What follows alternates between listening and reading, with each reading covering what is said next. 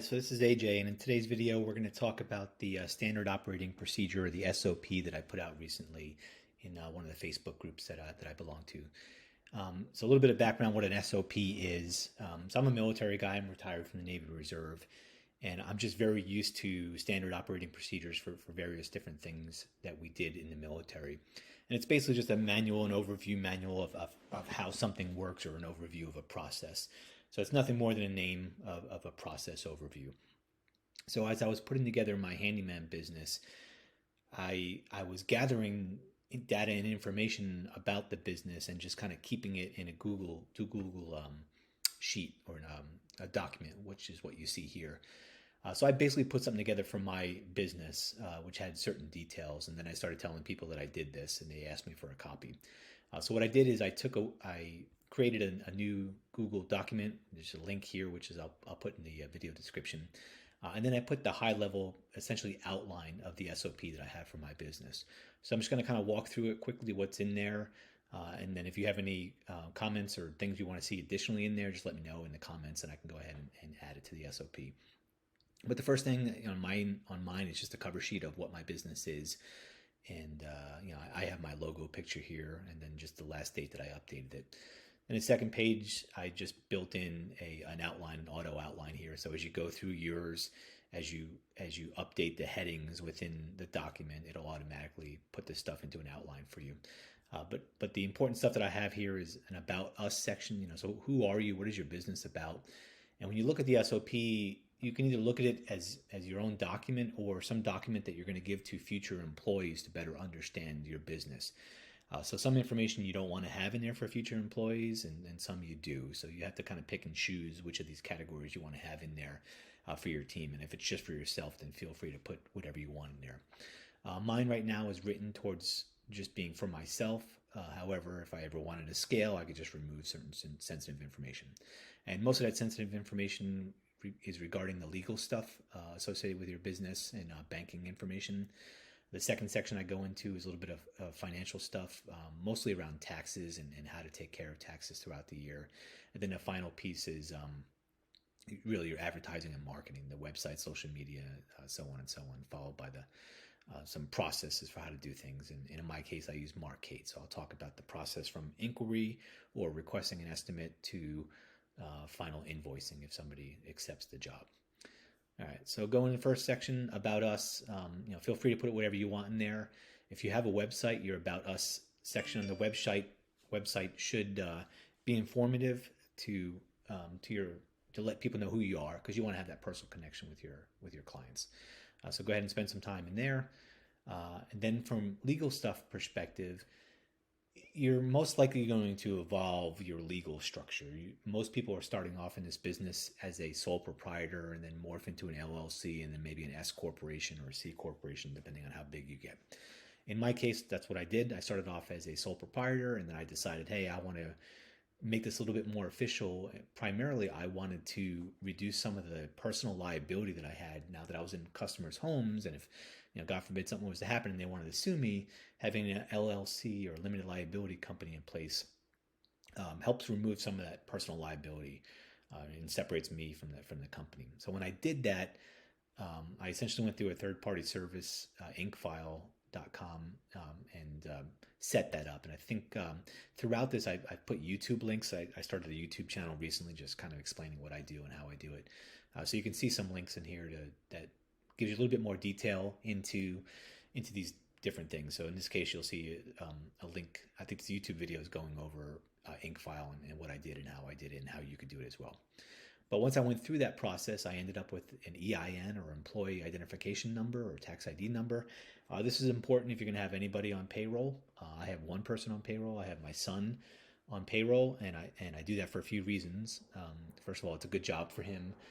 Second of all, he's a minor. He's still under 18, and there's certain tax benefits to having your children and spouse on payroll. So I take advantage of those tax incentives that are out there that encourage us to do that. And then the third reason is I want to help make my son a millionaire. So I am getting him earned income, and by getting him earned income, he is then allowed to contribute to an individual retirement account, which is what we have set up for him. Anyway, It's probably another video completely on that, but EIN is important if I want to put somebody on payroll. Statement of the organizers, these are just standard LLC documents. DUNS number, same thing. You can do a little bit of research on that. Banking resolution, this basically lets you know who can use the business bank that you set up, and operating agreement. Some of these documents, if you set up a business bank account or go to talk to a CPA or somebody else, they're going to ask you for these types of things. And if you don't have them, they're going to ask you why you don't have them. So it was nice that InkFile just essentially created all this stuff for me, and I paid a small premium for that, but I was happy to pay that. Okay, going on to the next thing. This is where I really spend most of my time learning over this last year or so. So I migrated in my banking and tax and planning and all that kind of stuff from really not knowing what I was doing to spreadsheets to talking to CPAs to going to a local credit union. And I eventually evolved to using a bank called Novo, which allows me to do so many things in one spot, including getting ready for tax season at the end of the year. So there's a video in there on how I use Novo, and I recommend you check that out. It's to me, it's been a great thing. But in my SOP for my personal company, I have my bank details here, and everything I need to know about the bank I put underneath this section. Then the next thing is paying taxes. So you're required by the IRS to pay taxes quarterly. However, I pay them monthly just because I track them monthly, and it's just easier for me just to pay them, and then it takes away the temptation for me to use the money I have set aside for taxes and whatnot. But the process for doing that, there's several different ways you can pay the taxes.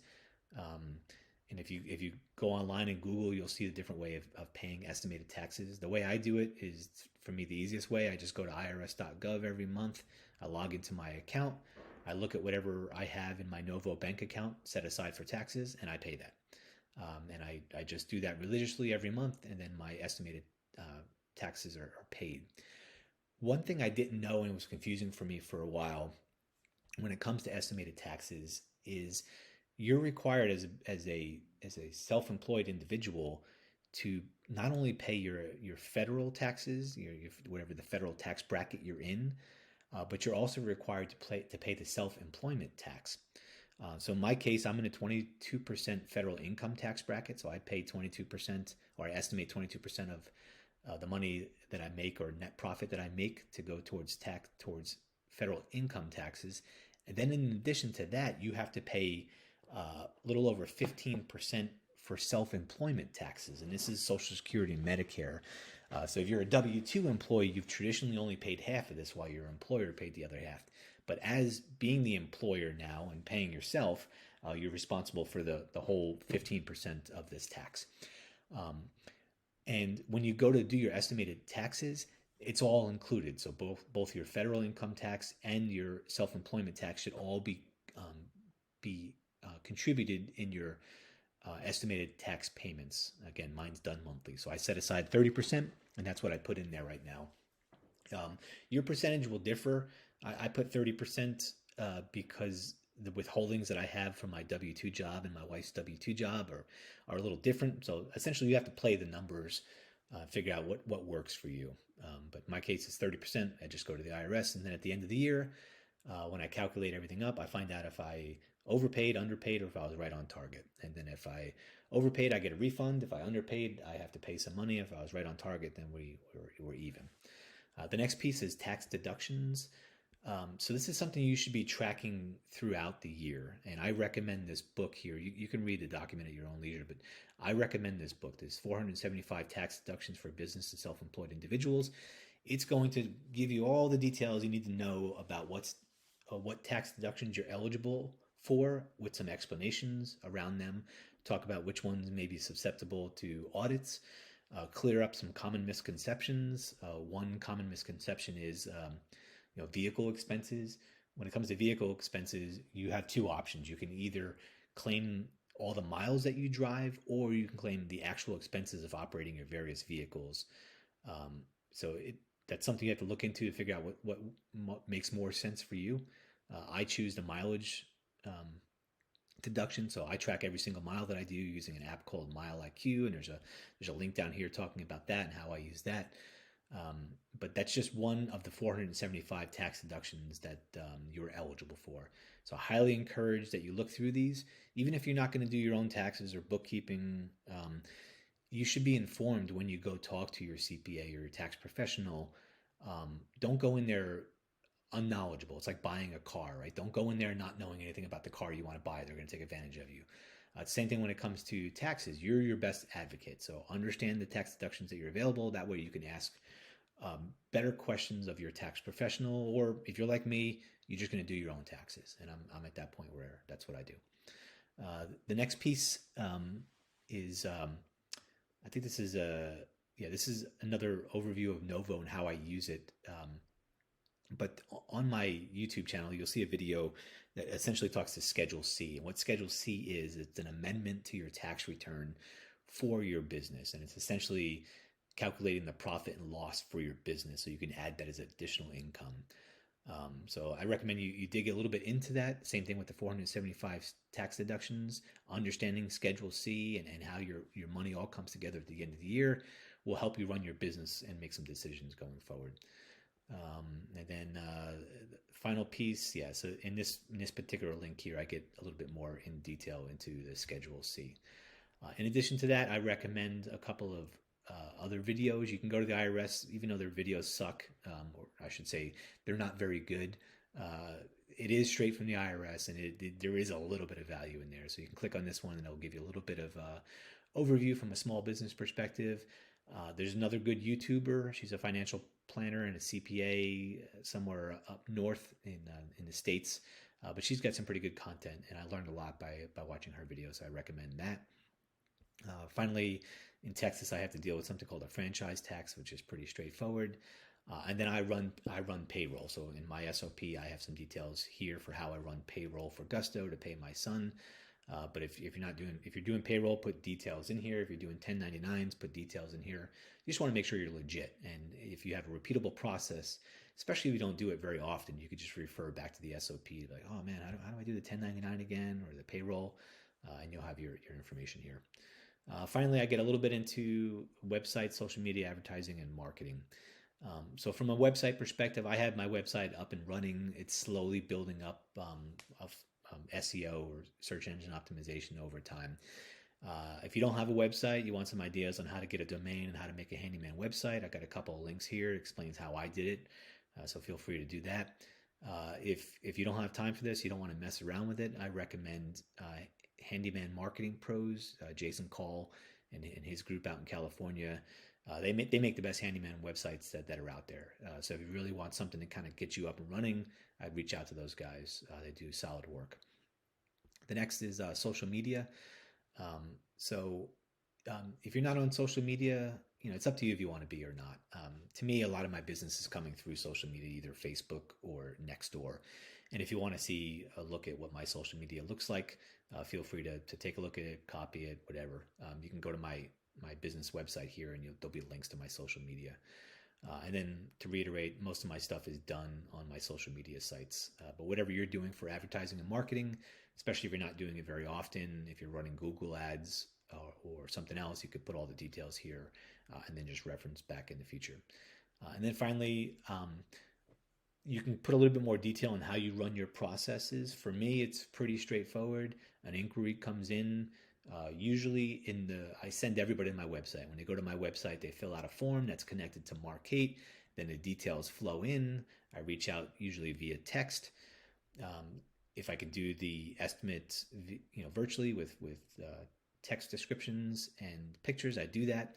Then I create the estimate. I create the work order. I complete the work order after I've scheduled it and signed it. I go complete the work. And then I hit the invoice button and I get paid. It's pretty much that simple. And I use Mark8 to do all that kind of stuff. And I got some videos in here quickly on how I do that. But whatever your process is, if you're using Java or something else, just go ahead and put your process flow in here and tweak it and modify it over time. Because, after you've been doing it for a while, you understand it. But if you have employees, it's going to be brand new to them. Anyway, that's an overview of the SOP. If you have any questions or want to see more content added to it, go ahead and let me know. Anyway, thanks for watching. Appreciate it, and take care.